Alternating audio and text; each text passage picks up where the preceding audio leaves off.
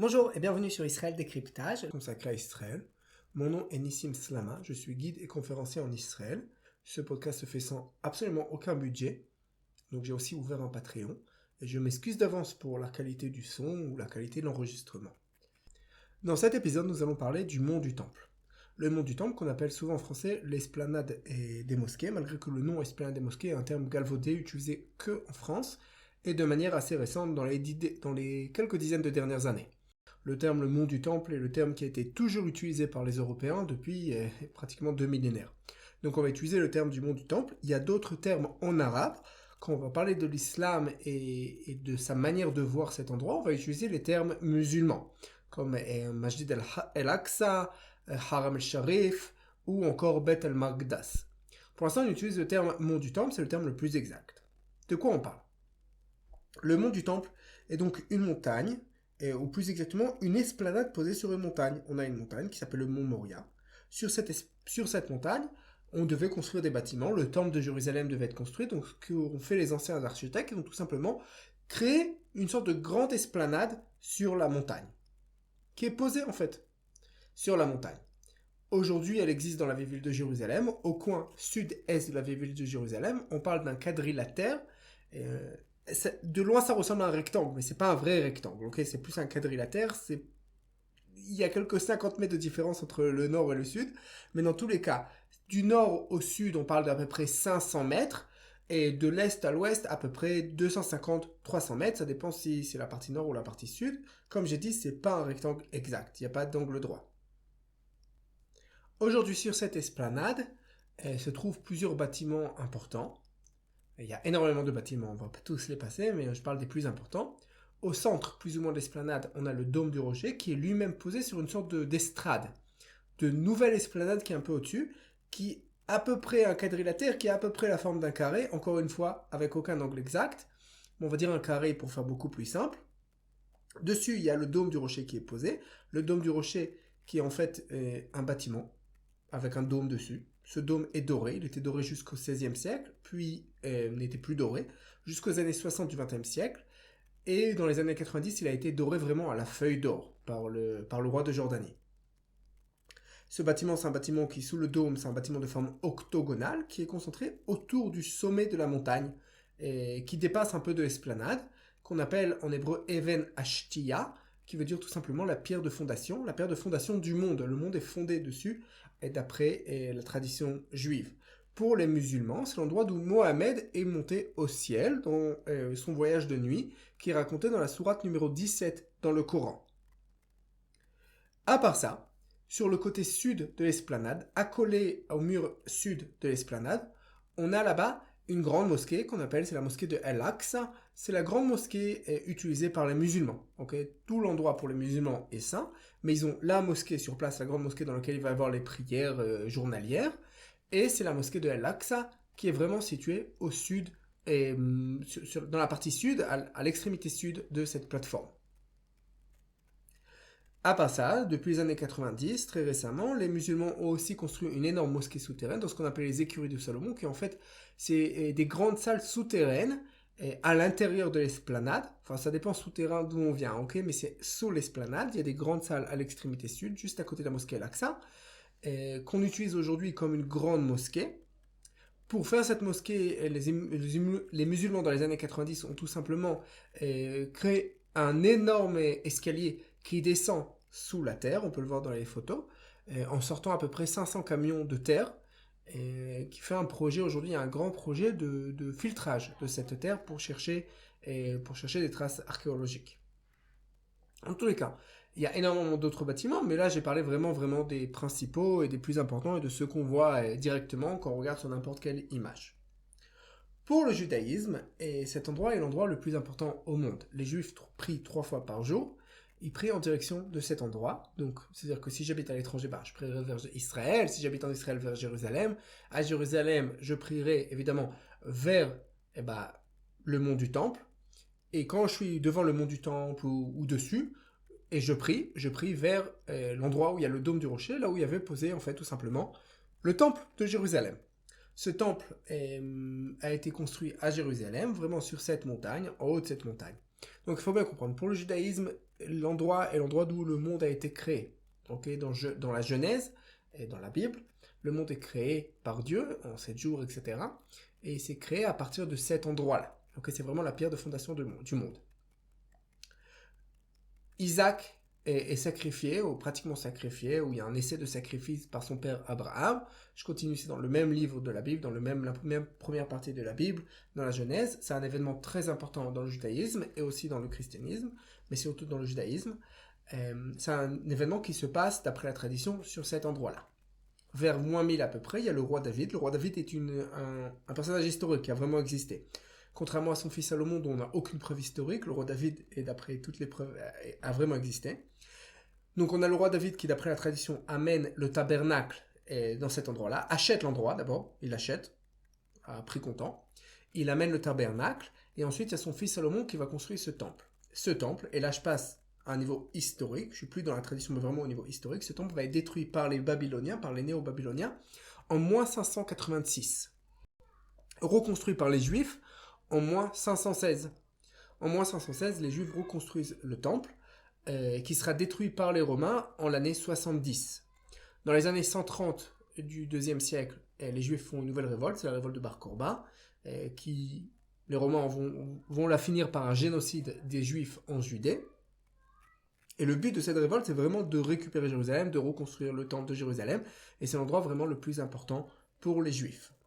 Le temple est construit de telle manière qu'il prend en compte la sainteté. Alors, il faut bien comprendre qu'est-ce que c'est la sainteté dans le judaïsme. La sainteté dans le judaïsme, c'est quelque chose en fait qui a des règles différentes. Le terme utilisé, c'est kedusha, kadesh, la racine que de che. Si vous voulez en français avec les lettres françaises, ce sera K, D et CH. Ok? Kadosh, c'est quelque chose de saint. Kadosh, c'est quelque chose qui est différent du reste.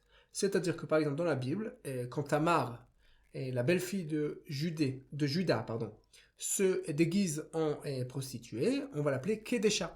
Parce que les prostituées ont une autre règle. Donc le terme est de sainteté en fait quelque chose qui est différent du reste. C'est-à-dire quoi différent? C'est-à-dire qu'il a des règles différentes. Donc on a le monde entier. Dans le monde entier, on a la terre d'Israël qui a des règles différentes. Au niveau agriculture, au niveau qu'est-ce qu'on a le droit de faire en terre d'Israël, qu'est-ce qu'on n'a pas le droit de faire en terre d'Israël. Dans la terre d'Israël, on a Jérusalem qui a des règles différentes. Dans la ville de Jérusalem, on a le mont du Temple qui a des règles différentes. Par exemple, jusqu'à aujourd'hui, pour monter sur le mont du Temple, d'après la loi juive, je dois passer par un bain rituel. À l'intérieur du mont du Temple, on a l'endroit où se trouvait le temple lui-même, avec des règles différentes, avec un niveau de purification différent. Et à l'intérieur du temple, quand il existait, il y avait plusieurs niveaux. Il y avait un endroit où tous les juifs pouvaient rentrer, un endroit où seuls les prêtres pouvaient rentrer. Et au bout de la salle du fond vraiment du temple, c'était le Saint des Saints, et dans lequel se trouvait la pierre de fondation. Et dans ce Saint des Saints, ne pouvait rentrer que le grand prêtre, une fois par an, le jour de Kippour. Et c'était tellement interdit d'y rentrer pendant tout le reste de l'année, et même pendant ce jour-là, à part pour faire ce rituel, qu'on lui mettait une corde au pied, en sachant que s'il mourait à l'intérieur, on pourrait le tirer sans rentrer à l'intérieur. Pour nettoyer la pièce, les jeunes prêtres le faisaient en rappel, pour ne pas rentrer à l'intérieur. Au centre de cette pièce se trouvait le sommet de la montagne, ce qu'on appelle le rocher de fondation, la pierre de fondation, Even Ashtia, qui est aujourd'hui à Saha. C'est le rocher autour duquel a été construit le dôme du rocher. Au niveau politique, c'est l'endroit le plus important pour les juifs. Même au niveau politique, il faut bien comprendre qu'être juif, c'est pas seulement une religion, c'est avant tout une nationalité. La religion fait partie de la nationalité. Mais si pendant un millénaire, jusqu'à la destruction du temple et un peu après, les juifs étaient prêts à se battre pour l'endroit, aujourd'hui c'est un peu sur le côté, c'est un rêve qui est considéré comme vraiment utopique par la plupart des juifs. On veut reconstruire le temple, on prie tous les jours pour reconstruire le temple, mais si vous allez voir un juif dans la rue, vous dites t'es prêt à faire la guerre pour reconstruire le temple, il va te dire écoute, moi je prends pas de risque, ça vaut pas la peine. Ça c'est de manière très très générale. Évidemment, je fais beaucoup de généralités parce qu'on est en train d'expliquer dans un podcast et je suis pas en train de faire un cours à l'université. Et ce qui se passe aujourd'hui, c'est qu'il y a de plus en plus de juifs qui reviennent sur le mont du temple et qui reviennent en tant que juifs, pas simplement en tant que touristes pour vérifier parce que c'est intéressant et c'est quelque chose de curieux, mais qui viennent et qui veulent monter sur le mont du temple vraiment en tant que juifs. Et on a de plus en plus d'organisations qui, pour eux, c'est important. Il y a certains qui montent vraiment du côté national, vraiment sans aucun côté religieux, en disant c'est l'endroit nationalement le plus important pour le peuple juif. D'ailleurs, on le voit, même dans Herzl, le fondateur du sionisme. Et le sionisme, c'est en fait l'expression politique de la volonté juive de revenir sur le pays et d'y avoir sa souveraineté. Ça existait bien avant Herzl, mais c'est lui qui en fait de la politique vraiment. C'est ça le sionisme. Dans son bouquin Alte Neuland, c'est-à-dire le nouveau ancien pays, Herzl voit par ses yeux, ce qu'il voit, c'est un temple sur le mont du Temple. Il voit un temple juif sur le mont du Temple. Donc, alors que Herzl n'était pas du tout religieux. Donc il y a de plus en plus de juifs qui reviennent. Si je parle pour différentes raisons, d'autres évidemment, je disais que comme donc, des gens qui viennent pour des raisons vraiment totalement nationales sans rapport avec la religion, d'autres qui viennent vraiment, qui disent on veut reconstruire le temple, on veut faire des sacrifices, on veut pouvoir prier, on veut pouvoir faire les choses vraiment et enlever la mosquée et mettre vraiment un temple. Il y a de tout, hein. Il y a des gens qui disent il faut et la mosquée et le temple en même temps. Il y en a qui disent laisse-moi juste prier, il y en a qui disent je veux juste monter. Il y a à peu près tout. Mais si je regarde, il y a quelques années, je sais pas moi, il y a 20-30 ans, le nombre de juifs qui s'intéressent au mont du Temple, c'est quelques centaines de personnes qui sont considérées totalement à l'extrémité de la population, qui sont considérés comme des fous furieux, la plupart du temps très très religieux et qui viennent d'un côté religieux. Alors il faut bien comprendre que le monde religieux en Israël n'est pas pour monter sur le mont du Temple de manière générale. La plupart des ultra-orthodoxes, par exemple, sont contre, parce qu'ils pensent que c'est interdit au niveau de la religion de reconstruire le temple tant qu'on n'a pas la permission des nations du monde, et qu'il faut d'abord attendre, c'est une question d'idéologie, religion. Donc on parle vraiment d'une petite partie du monde, d'une toute petite partie du monde religieux, il y avait quelques centaines de personnes. Aujourd'hui, ça s'est énormément démocratisé, on va dire comme ça, la volonté de remonter sur le mont du Temple, de pouvoir au minimum y prier, d'avoir le droit le plus absolu de prier dans l'endroit le plus saint, le plus important pour le peuple juif. Et si on parlait, par exemple, si je vais il y a 20-30 ans, j'ai 500 bonhommes qui montent par an, en tant que juif vraiment, aujourd'hui on parle de 25 000, 30 000 personnes par an. Alors, une seconde. 25 000, 30 000 personnes par an, c'est beaucoup plus que 500. D'un autre côté, si je regarde juste à côté du mont du Temple, sur le mur occidental du mont du Temple, le mont du Temple, c'est une grande esplanade, il a 4 murs, 3, mais on va pas faire le chichi. On a le mur occidental, c'est-à-dire le mur ouest, qui donne sur la vieille ville de Jérusalem. Ce mur ouest fait à peu près 487 mètres de long. Sur ces 487 de long, il y a à peu près 60 mètres que c'est un grand parvis, en bas du mur. C'est ce qu'on appelle le mur occidental. C'est quand on va prier devant le mur occidental, le mur des lamentations, comme on dit en français. C'est pas un terme, c'est aussi un terme galvaudé, mais on va l'utiliser pour l'instant juste pour comprendre de quoi on parle. C'est à peu près sur 60 mètres de 487 mètres du mur occidental. Dans les grandes occasions, les grandes fêtes juives, par exemple avant le début de l'année, le mois qui est juste avant le début de l'année juive, ça tombe vers août-septembre, j'ai à peu près tous les jours 100 000 personnes qui viennent. Les derniers jours entre le nouvel an juif et le jour de Kippour, je peux avoir 150 000, 200 000 personnes par jour qui viennent sur cette esplanade. Donc il faut bien comprendre les ordres de grandeur. Okay, d'un côté c'est beaucoup 30 000, de l'autre côté c'est rien du tout par rapport au nombre de personnes qui viennent sur le mur occidental, alors que le mur occidental au niveau de la religion juive n'a aucune importance, ça n'a aucune sainteté particulière par rapport à n'importe quelle synagogue à Jérusalem, au niveau de la règle juive. C'est aussi pour cette raison. Sur le mur occidental, j'ai pas besoin d'aucune purification. Je peux arriver, alors que si je montais sur le mur occidental, si je montais sur le mont du Temple, je dois me purifier, c'est beaucoup plus compliqué, il y a des endroits où j'ai le droit d'aller, des endroits où j'ai pas le droit d'aller, c'est peut-être aussi une des raisons. Mais dans tous les cas, il faut mettre un peu en proportion les choses. Il y a différentes personnes qui veulent monter, certaines veulent vraiment monter en disant, écoute, c'est l'endroit le plus important du peuple juif, il faut au moins avoir le droit d'y pouvoir y prier, au moins avoir le droit d'y rentrer quand je veux, d'y monter quand je veux, et c'est pas logique que la souveraineté ait été totalement abandonnée par l'État d'Israël au profit du Waqf jordanien. Le Waqf, c'est l'organisme religieux, administratif, qui appartient au royaume de Jordanie et qui gère l'endroit. Ce que je vais expliquer par là, en fait, c'est que le fait de vouloir monter sur le mont du Temple, okay, et de pouvoir s'y promener tranquillement, et de pouvoir prier tranquillement, c'est pas quelque chose d'extrémiste ou de logique à mon opinion. Là, je donne un peu mon opinion. C'est un sentiment qui est partagé depuis par énormément de juifs, même ceux qui le font pas. Et c'est vraiment, si j'ouvre les prières juives, c'est quelque chose que je vois partout. Et il faut bien comprendre, en gros, c'est de pouvoir avoir le droit au culte le plus basique dans l'endroit le plus important pour le peuple juif. Ok, donc c'est pas quelque chose de tellement irrationnel comme volonté. Donc ça, c'est du côté juif. Maintenant, parlons un peu du côté musulman. Dans le monde sunnite, c'est 1,8 milliard de personnes dans le monde qui sont musulmans sunnites. L'endroit est le troisième lieu le plus saint après la Mecque et Médine. La raison pour laquelle l'endroit est saint, on va l'expliquer, je vais essayer de l'expliquer sur 3 temps. Passé, présent, futur. Donc dans le passé, on va commencer par le passé. Jérusalem est la première direction de prière. Qibla del-Qaïdama. La première direction de prière de Mohammed avant la direction de prière vers la Mecque. Donc au début, Mohammed prie vers Jérusalem et c'est que après qu'il va se tourner vers la Kaaba de la Mecque. Pendant à peu près 6 mois, et on va prier les croyants musulmans vont prier vers Jérusalem. Et il se trouve même une mosquée à Médine avec 2 directions de prière. Une vers Jérusalem, vers le nord, et une vers le sud, vers la Mecque. Donc ça, c'est la première raison, c'est quelque chose d'important, la première direction de prière. Après, la direction de prière va être changée, et le Coran donne des raisons pour la direction de prière, qu'en fait c'était pour faire un test, pour vérifier que les croyants écoutent Dieu, écoutent Mohammed, et c'est Dieu qui décide où la direction de prière. Dans le présent, on va parler un peu du présent. Dans le présent, les musulmans prient 5 fois par jour. Si vous demandez à un musulman pourquoi vous priez 5 fois par jour, parce que c'est le Coran qui lui dit, c'est Allah qui a ordonné à Mohammed qu'il faut prier 5 fois par jour. Maintenant, quelle est l'origine de ces 5 prières par jour? Dans la sourate numéro 17 du Coran, donc c'est le chapitre numéro 17 du Coran, il y a un épisode qui s'appelle Al-Isra al-Miraj, le voyage de nuit.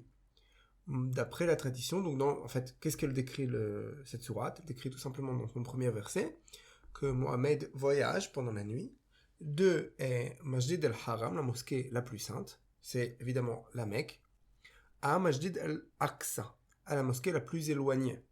Al-Aqsa, ça veut dire de l'extrémité, la plus éloignée. Qu'est-ce que c'est cette mosquée Al-Aqsa? Dans les textes musulmans eux-mêmes, il n'y a pas tout le monde qui pense que c'est Jérusalem et que c'est le mont du Temple. Il y a d'autres possibilités, mais de manière générale, dans le monde sunnite, ça va être accepté que c'est Jérusalem, et ça correspond au reste de la sourate. Si je continue à lire le reste de la sourate, de ce chapitre du Coran, je vais voir qu'on va parler des enfants d'Israël. Et qu'a priori, je comprends, dans le contexte de la sourate, ça fonctionne bien que ça soit la mosquée la plus éloignée, et c'est ce qui est accepté aujourd'hui par la quasi-majorité, sinon la totalité, du monde musulman sunnite. Donc Mohammed fait ce voyage de la mosquée sainte jusqu'à la mosquée la plus éloignée qui est considérée être comme la mosquée de Jérusalem. C'est quoi la mosquée de Jérusalem? C'est le temple de Jérusalem. Donc c'est le mont du temple de Jérusalem. À cette époque, il y a déjà plus de temples, mais pour les musulmans, c'est toujours l'endroit du temple. Et il y a un moment de tradition. Dans ce voyage, et là je sors un peu du Coran lui-même pour aller dans les textes traditionnels, et les hadiths et tous les textes traditionnels des musulmans, Mohammed arrive, et là, sur Al-Burak, c'est un cheval magique avec lequel il voyage. Il arrive, il accroche Al-Burak sur le mur occidental, donc là où les Juifs prient aujourd'hui, qui va s'appeler le mur Al-Burak.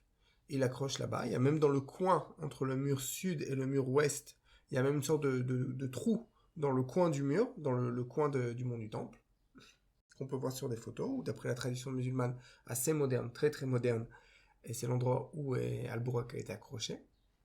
Et de là, il arrive, et depuis le rocher, où on reconnaît son empreinte, il monte au ciel. Il monte au ciel à rencontrer Dieu. Et là, il y a toute une étape où il rencontre en fait tous les prophètes qui sont arrivés avant lui. Et Enoch, et Moïse, et Joseph, et Jésus, et Abraham. Et il arrive jusqu'en haut, et là, il fait une sorte pour parler avec Dieu, combien de prières il doit faire?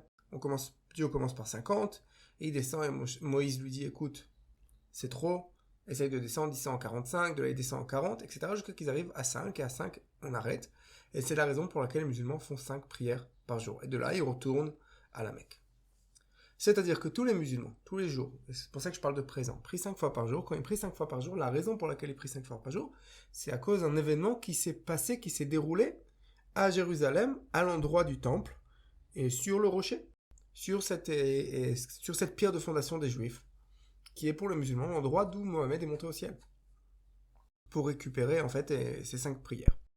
Donc c'est très important pour le présent. Tous les ans, les musulmans fêtent cet événement. Il y a une fête musulmane, on fête cet événement, on fête ce voyage, et en fait le fait d'avoir reçu ces 5 prières, c'est une fête musulmane. C'est très important. Donc pour les musulmans, c'est très très important. Non, la troisième raison, on va dire, au niveau de la sainteté, c'est le futur. Dans le futur, pour les musulmans, encore une fois, je fais des généralités. Hein. Quand je dis pour les musulmans, je parle de ce qui est accepté de manière générale dans le monde musulman sunnite, surtout et en Israël, en Palestine. Ça change absolument rien comme on appelle ça. Donc pour les musulmans, dans la fin du temps, il va y avoir le Messie qui va arriver, le Messie musulman qui va venir et il va y avoir une fin des temps. À la fin des temps, on va juger entre les gens bien et les gens mauvais, et les gens bien vont être ressuscités. C'est la même croyance dans le judaïsme, et je pense la même croyance dans le christianisme. Et donc, ces gens-là vont être ressuscités, et comment ça va se passer ?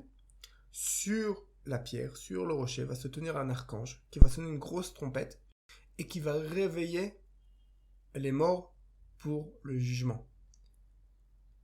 Et à ce moment-là, il y a la Kaaba, la pierre noire de la Mecque, qui va venir à Jérusalem comme une mariée sous son dé nuptial. Donc il faut bien comprendre, dans l'optique musulmane, à la fin des temps, Jérusalem devient encore plus important que la Mecque.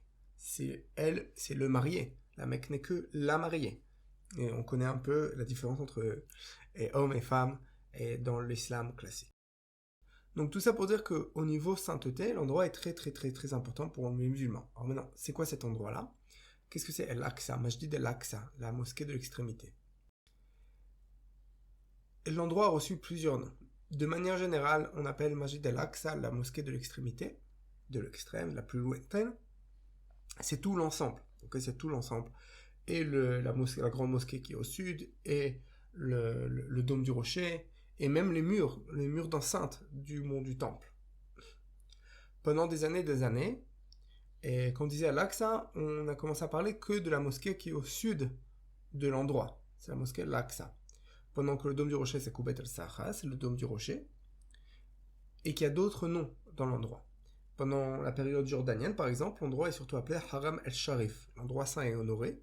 C'est un peu pour faire de la concurrence à la Mecque, qui est Masjid al-Haram, la mosquée la plus sainte, la mosquée sainte. Un autre nom qui a été donné très très rapidement, c'est Bet el-Magdas. Bet el-Magdas, qui est en fait le nom juif, Bet Amikdash, la maison du temple. C'est tout simplement une traduction en arabe de Bet Amikdash, de la maison du temple, Bet el-Magdas. Au départ a été donné que pour le bâtiment du dôme du rocher, qui est vraiment à l'endroit du temple, puis surtout toute la zone, et puis même surtout Jérusalem. D'ailleurs, Jérusalem en arabe s'appelle Al-Quds aujourd'hui. Al-Quds, ça veut dire la sainte. C'est tout simplement, la ville s'appelait, quand les musulmans la conquièrent en 638, la ville s'appelait Hagia Hierosolomita, la sainte Jérusalem. Et donc on va traduire ça Shalem Al-Quds, la sainte Jérusalem en arabe, et il reste Al-Quds. Et les gens qui habitent aujourd'hui à Jérusalem, les Arabes qui habitent à Jérusalem, sont des Magdasim, les habitants de Jérusalem.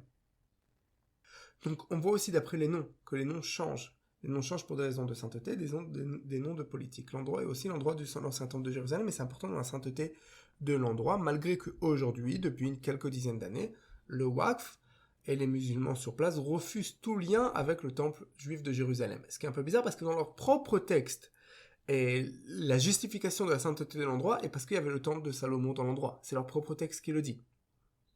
Aujourd'hui, ils disent non, c'est pas exactement ça, et il n'y avait jamais eu de temple de juifs à Jérusalem, etc., etc. Donc ils sont eux-mêmes, c'est une sorte de paradoxe. Mais dans tous les cas, c'est l'endroit il a plusieurs noms, mais aujourd'hui quand on parle d'un musulman, il parle de Al-Aqsa, il parle de tout l'endroit, incluant même le mur occidental. On peut parler aussi de Al-Aqsa quand on ne parle que de la mosquée, de la grande mosquée qui est au sud. Donc comment fonctionne l'endroit ? Et ça fonctionne un peu de la même manière que le mur occidental pour les juifs. Alors désolé que je fasse un peu une sorte de parallèle. Mais vous avez une grande mosquée là-bas. dans lequel il y a les prières journalières, c'est l'endroit important. Et à part ça, il y a plein de petites estrades sur lesquelles on peut faire la prière. Sur lesquelles il y a différentes prières qui se passent au moment des prières et sur lesquelles les gens s'arrêtent pour étudier le Coran. Le dôme du rocher lui-même n'est pas une mosquée. Il sert comme l'endroit pour les femmes pendant les grandes prières. Quand il y a les grandes fêtes sur le mont du Temple, sur Al-Aqsa, tout l'endroit est rempli. Quand on monte plusieurs centaines de milliers de personnes à l'intérieur, tout l'endroit est plein. Et l'endroit du dôme du rocher sert en fait pour les femmes, pour la séparation entre hommes et femmes. Ça, c'est au départ. Aujourd'hui, on a d'autres grandes mosquées à part Al-Aqsa. On a la mosquée de Al-Marwani. Al-Marwani, c'est le papa. Al-Marwan, c'est le papa de Abdel el-Malek, qui est le 4e calife de la dynastie Umayyade. Et c'est lui qui va construire en 691-692 le dôme du rocher, le bâtiment lui-même du dôme du rocher. À côté de la mosquée, de la grande mosquée de Al-Aqsa, donc dans le côté sud du mont du Temple, et vraiment, maintenant c'est dans le coin sud-est, il y avait des galeries souterraines qui ont été transformées en énormes mosquées avec la construction d'un énorme escalier dans les années 90. Cette grande mosquée peut aussi accueillir entre 8000 et 15 000 personnes. Donc on a maintenant une autre grande mosquée, à part ça. Donc l'endroit est très très sain pour les musulmans, c'est le 3e le plus sain. Là, au niveau politique, ça va changer. Exactement comme pour les juifs, où l'endroit est le plus sain pour les juifs, mais son importance politique change au fil du temps. Exactement la même chose. L'endroit au départ n'est pas très important quand les musulmans arrivent ici. C'est qu'avec la construction de Al-Aqsa, avec la construction du dôme du rocher, etc., que l'endroit devient de plus en plus important. À l'époque des Umayyads, de la dynastie Umayyade, l'endroit devient très important tout simplement parce que c'est l'endroit saint le plus proche. C'est aussi l'endroit où la dynastie commence à régner. On va retrouver des traces archéologiques autour du mont du Temple de palais gigantesques construits par la dynastie Umayyade qui ont fait un endroit saint.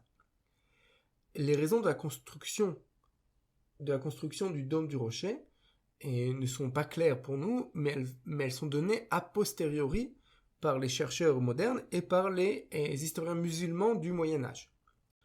La raison que les historiens musulmans du Moyen-Âge donnent, c'est tout simplement qu'il y avait une révolte à la Mecque contre les Umayyades, et donc ils avaient besoin d'un endroit alternatif pour faire les pèlerinages, et c'est donc Jérusalem. Cette raison au niveau historique, elle ne tient pas tellement la route, mais on peut trouver d'autres raisons. Une autre raison, c'est faire la concurrence au Saint-Sépulcre qui se trouve à Jérusalem, et une autre raison, c'est de faire concurrence à Sainte-Sophie, qui se trouve à Istanbul d'aujourd'hui, à Constantinople de l'époque, Constantinople, c'est difficile à dire, de l'époque, la capitale des Byzantins. Donc ils ont besoin de faire une concurrence à tout ça, donc on construit le dôme du rocher. Il y a même des chercheurs qui pensent que le dôme du rocher existait avant même la conquête musulmane. Mais dans tous les cas, à l'intérieur du dôme, il y a une inscription qui donne la date de construction, qui est 691-692. Donc la politique va changer. Donc au temps des Umayyads, ça devient de plus en plus important. Mais encore une fois, c'est pas la Mecque, c'est pas Médina, mais c'est de plus en plus important. Quand les Umayyads sont remplacés par les Abbas et par les Abbassides, puis par les Fatimides, l'importance descend. Mais on a les croisés. En 1099, arrivent ici les croisés qui conquièrent l'endroit. Les croisés fondent de la mosquée elle-même au sud, la mosquée Al-Aqsa, Templum Salomonis, le temple de Salomon. Ils le prennent vraiment pour le temple de Salomon, et de là que commence l'ordre des Templiers. Tandis que le dôme du rocher devient Templus Dominem, c'est le temple de Dieu, et ils mettent une grosse croix par-dessus le dôme du rocher. Là, ça va devenir très important à Jérusalem, pour nous donner une raison de reconquérir Jérusalem, on met en avant sa sainteté. C'est la raison pour laquelle Jérusalem devient de plus en plus sainte.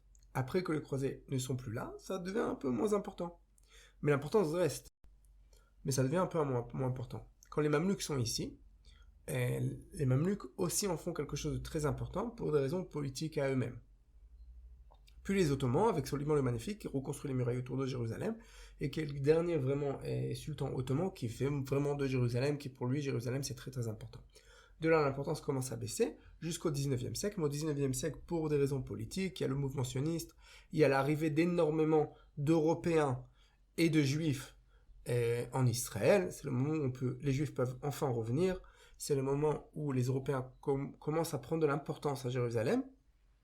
Et donc pour les musulmans aussi, ça commence à prendre de l'importance. Encore plus dans les années 20, dans les années 30, où Haj al-Min al-Husseini, le leader du nationalisme palestinien des années 20, des années 30 et 40, et le grand moufti de Jérusalem, fait de Al-Aqsa vraiment son cheval de combat.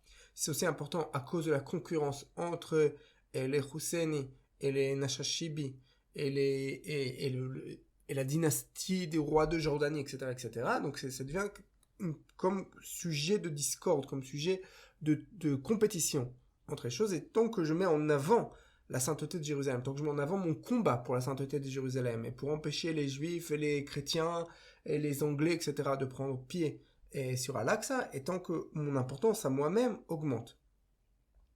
Encore plus après 67, et quand les juifs conquièrent l'endroit, encore plus dans les années 90 avec le processus d'Oslo, où l'autorité palestinienne fait de Al-Aqsa le centre vraiment le centre de l'identité nationale palestinienne, et encore plus avec les moyens modernes de télécommunication où la télé, Al Jazeera, Internet permet à tout le monde musulman de savoir ce qui se passe ici, à Jérusalem, de savoir ce qui se passe sur le mont du Temple, et d'en faire vraiment le front principal du champ de bataille contre les kafirim, contre les apostats, contre les gens qui refusent d'accepter que Mohammed est le vrai messager de Dieu.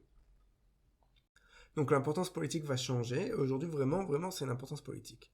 Les Palestiniens, de manière générale, alors quand je parle des Palestiniens, je parle de tous les Arabes musulmans qui habitent dans la Palestine, la région géographique qui aujourd'hui est la terre d'Israël, et la Judée et Samarie, et même autour, c'est-à-dire même aujourd'hui une bonne partie de la Jordanie, voient leur identité centrée autour de Al-Aqsa. Plus que ça, les habitants musulmans de Jérusalem, encore plus, ils ne sont pas citoyens de l'autorité palestinienne, ils ne sont pas citoyens israéliens, et vraiment le centre-pièce de leur identité, la raison pour laquelle ils sont venus au monde, c'est pour protéger Al-Aqsa. Pour protéger Al-Aqsa des ongles des juifs qui viennent et qui montent tous les jours. Tous les jours dans les journaux palestiniens, il va y avoir le nombre de colons, c'est le terme utilisé, c'est-à-dire le nombre de juifs qui vont monter sur l'endroit pour se battre. Et il va y avoir énormément. Et on a en fait deux mouvements qui sont en concurrence sur l'endroit. Il y a d'un côté des juifs, qui depuis un siècle, 2 siècles, vraiment ont changé leur situation totalement. Et aujourd'hui, on peut avoir des juifs dans les derniers temps qui vont même pouvoir prier sur Al-Aqsa, quelque chose qui était impensable il y a 10 ans. On ne peut pas amener de livres avec nous, ils ne peuvent pas amener de livres de Torah avec eux, on ne peut pas s'asseoir, mais ils peuvent prier, ils prient à voix haute. Ce qui était il y a 10 ans quelque chose d'impossible à penser, où la police a arrêté les gens tout simplement pour avoir bougé leurs lèvres. Mais d'un autre côté, pendant ce temps-là aussi, les choses du côté musulman. De nouvelles mosquées sont construites, de nouvelles traces archéologiques sont détruites, des traces archéologiques de l'époque du Temple, etc., etc. Donc on a une vraie concurrence entre les deux mouvements qui veulent prendre pied et prendre part et prendre possession de ce lieu. Du lieu qui est le lieu le plus saint du monde. Donc comment ça se passe sur le terrain ? Donc maintenant nous abordons la dernière partie de ce podcast, enfin de cet épisode du podcast, c'est comment ça se passe sur le terrain. Sur le terrain ça se passe comme ça. On a dans l'endroit une dizaine d'entrées où on peut rentrer dans l'endroit, qui sont tous situés au nord ou à l'ouest de l'endroit. Les portes qui se situent à l'est, il y a une porte, c'est la porte des Miséricordes ou la porte dorée qui se trouve à l'est et qui donne vers l'extérieur de la ville est fermée, condamnée.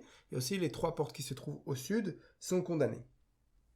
Mais on a sur le long du mur ouest et du mur nord plusieurs entrées, une dizaine d'entrées. Les musulmans peuvent rentrer par 9 de ces entrées sur 10 quand ils veulent. Il n'y a aucun problème, toute la journée c'est ouvert, c'est eux qui décident quand ouvrir et quand fermer. Il y a quelques années après un attentat, en août 2017, il y a eu un attentat sur le mont du Temple où 2 policiers ont été tués par des assaillants qui voulaient protéger Al-Aqsa. Le gouvernement israélien a essayé de mettre des portes magnétiques, vous savez, pour vérifier que les gens des détecteurs de métaux. Et ça fait des grandes grèves et une grosse révolte et des problèmes diplomatiques jusqu'à qu'après 2 semaines, le gouvernement israélien a décidé de retirer les détecteurs de métaux. Donc il n'y a pas de détecteur de métaux, il n'y a rien. Et les gens peuvent rentrer comme ils veulent, les musulmans peuvent rentrer et sortir comme ils veulent de cet endroit.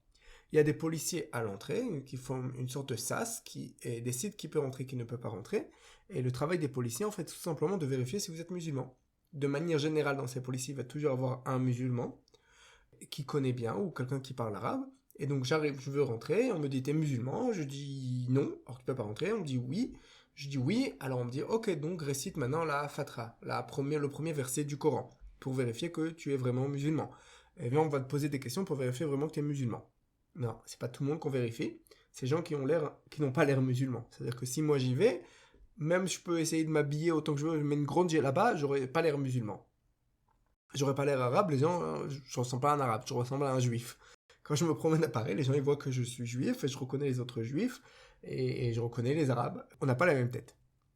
Donc dans tous les cas, donc j'arrive, et on ne s'appelle pas la même chose, etc. J'arrive et on me laisse pas rentrer. Donc si je ne suis pas musulman, je peux rentrer que par une seule porte qui est proche du mur occidental, de l'endroit de la zone de prière du mur occidental. Okay, toutes les portes sont sur le mur occidental. Moi, quand je dis mur occidental, je parle de l'endroit de prière des juifs sur le mur occidental.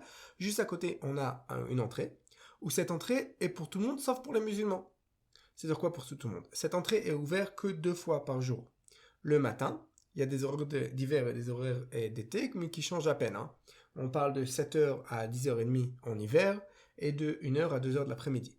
C'est le moment où j'ai le droit. Quand j'ai le droit, c'est pas tous les jours. C'est du dimanche au jeudi. Vendredi, c'est la prière des musulmans, donc non. Samedi, c'est le jour de repos pour les policiers, donc non. Pendant les fêtes musulmanes, non. L'endroit est rempli, on ne peut pas y rentrer. Donc on n'a que les jours qui ne sont pas les fêtes musulmanes. Évidemment, quand il y a des problèmes aussi au niveau sécuritaire, aussi on ferme l'entrée. Donc pas pendant les fêtes musulmanes, pas pendant les périodes de problèmes sécuritaires, pas le vendredi, pas le samedi, et 2 fois par jour pour quelques heures à chaque fois. Pour rentrer, je me fais vérifier par un policier, il y a une sorte de sas comme à l'aéroport, ou une sorte de petit bungalow. On rentre à l'intérieur, il y a des portes de détecteurs de métaux, il y a un détecteur de métal et pour lire en fait, pour vérifier les sacs. Donc si j'amène un sac à dos, je peux rentrer, je rentre le sac à dos dans une machine et qui va scanner le sac à dos, qui va regarder ce qui se passe à l'intérieur. Vous savez, comme dans un aéroport. Et là, le policier m'explique qu'est-ce que j'ai le droit de faire et qu'est-ce que j'ai pas le droit de faire. Donc qu'est-ce que j'ai le droit de faire et qu'est-ce que j'ai pas le droit de faire. On va commencer par un touriste normal, qu'il soit juif ou chrétien ou quoi que ce soit, quelqu'un qui ne vient pas en tant que juif, qui ne vient pas avec des symboles juifs, qui vient pour un Israélien de base, qui vient par curiosité, pour du tourisme. Dans ce cas, on lui dit qu'est-ce qu'il a le droit de pas faire et qu'est-ce qu'il a le droit de faire. Il a le droit de se promener un peu partout, qu'à l'extérieur, on ne peut pas rentrer dans les bâtiments, ni dans le dôme du rocher, ni dans la mosquée Al-Aqsa, ni souterrain, nulle part, on ne peut rentrer nulle part, on peut juste se promener sur l'esplanade. Je n'ai pas le droit de prier. Ça, c'est la chose que j'ai pas le droit de faire. À part ça, je n'ai pas le droit d'amener des choses avec moi, certaines choses. Ce que j'ai pas le droit d'amener avec moi, c'est tout ce qui est en rapport avec l'existence de l'État d'Israël, un drapeau, des symboles de l'État, etc. Parce que pour le WACF, l'État d'Israël n'existe pas, ou c'est l'entité sioniste qui ne doit pas exister. Je rappelle, c'est la police israélienne qui vérifie ça. Ensuite, ce que j'ai pas le droit d'amener avec moi, c'est tout ce qui est en rapport avec ma religion.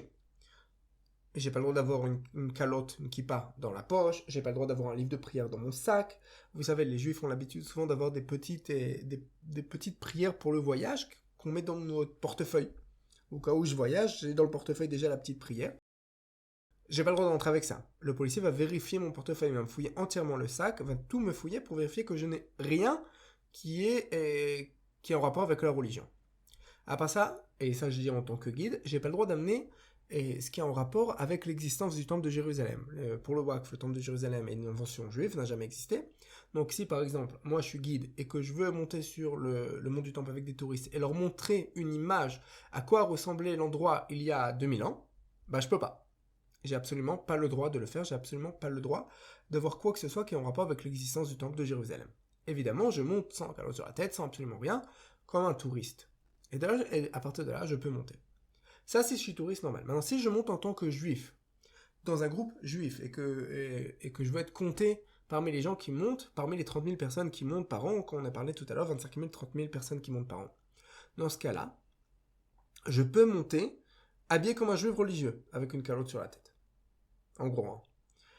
Je peux évidemment pas plus que la calotte. Je peux pas prendre un grand châle de prière. Je peux avoir un petit châle sous mes habits, mais je peux pas avoir un grand châle de prière.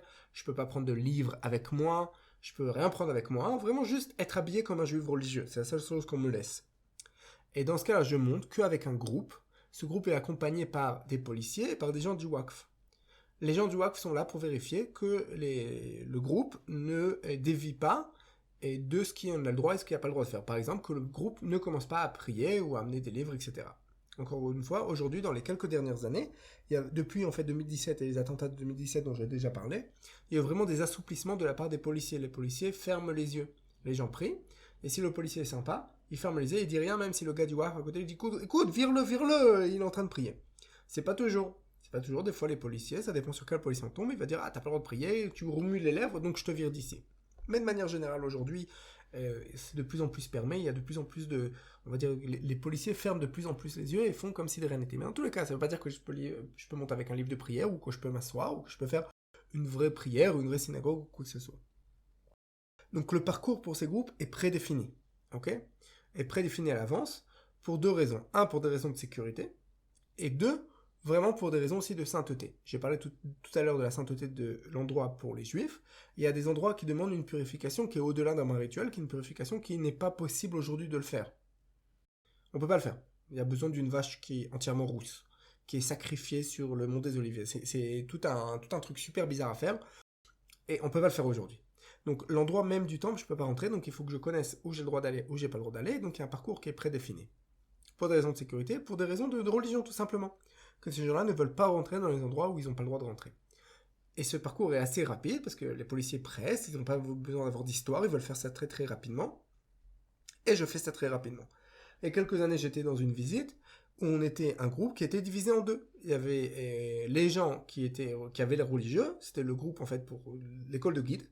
Et dans l'école de guide, il y avait des gens qui ont l'air religieux. Donc ils ont été séparés dans leur propre groupe et il pleuvait à torrent ce jour-là. Vraiment, en plein hiver, il pleuvait à torrent. Et ils ont demandé la permission aux policiers de bouger de quelques mètres pour être à l'abri, pour entrer dans un endroit à l'abri.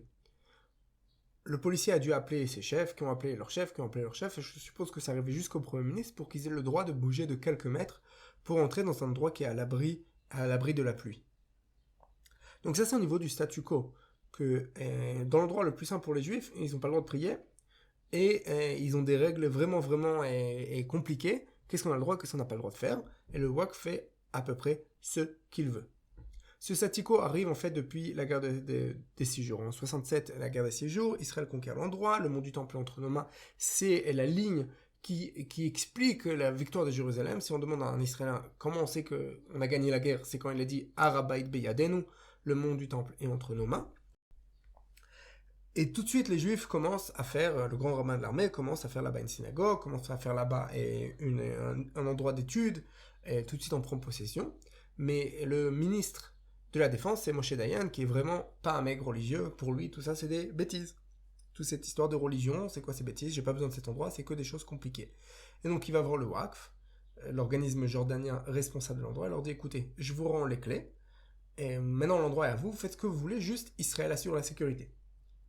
Mais après, vous faites ce que vous voulez, et vous permettez, la seule chose que je demande, c'est que vous permettez aux touristes, aux juifs ou autres, de monter sur l'endroit et de visiter l'endroit. Ah, ok, c'est ce qui se passe, et c'est la base du statu quo. Le statu quo va changer avec le temps. Si je regarde par exemple dans les années 90, les gens ils rentrent dans les mosquées, contre paiement ou Waqf, mais ils peuvent rentrer dans les mosquées. Si je rentre dans les années 70, les gens montrent quand ils veulent, comme ils veulent. Donc il n'y a aucun problème.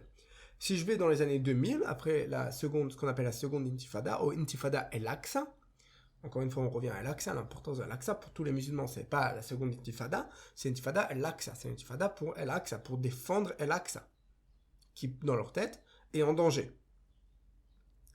Et pendant quelques années, personne n'avait le droit de monter, on ne pouvait pas monter, tout simplement, l'endroit était fermé.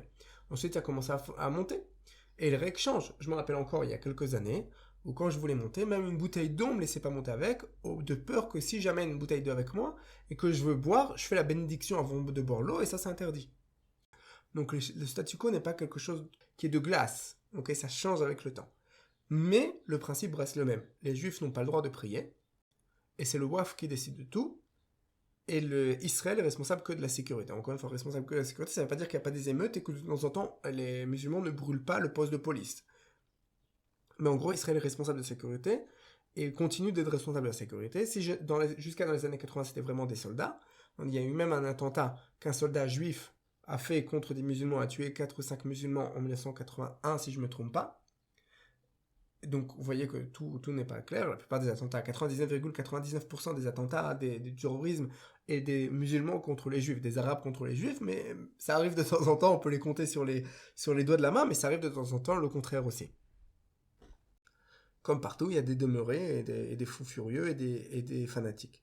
Donc, dans tous les cas, c'était l'armée qui a assuré la sécurité. Depuis les années 80, la loi qui prend la responsabilité, qui a décidé de la souveraineté d'Israël sur tout Jérusalem dans les années 80, au moment du gouvernement de Begin. Aujourd'hui, c'est la police qui gère l'endroit. Et en fait, on a un vrai problème. C'est un endroit qui est le lieu le plus saint pour les juifs, le lieu le plus saint pour les musulmans. Et l'organisme qui gère les entrées, l'organisme qui gère le tourisme qui monte, c'est la police. C'est pas son travail. La police ne sait pas faire ça comme il faut. Donc, il faudrait réfléchir comment faire.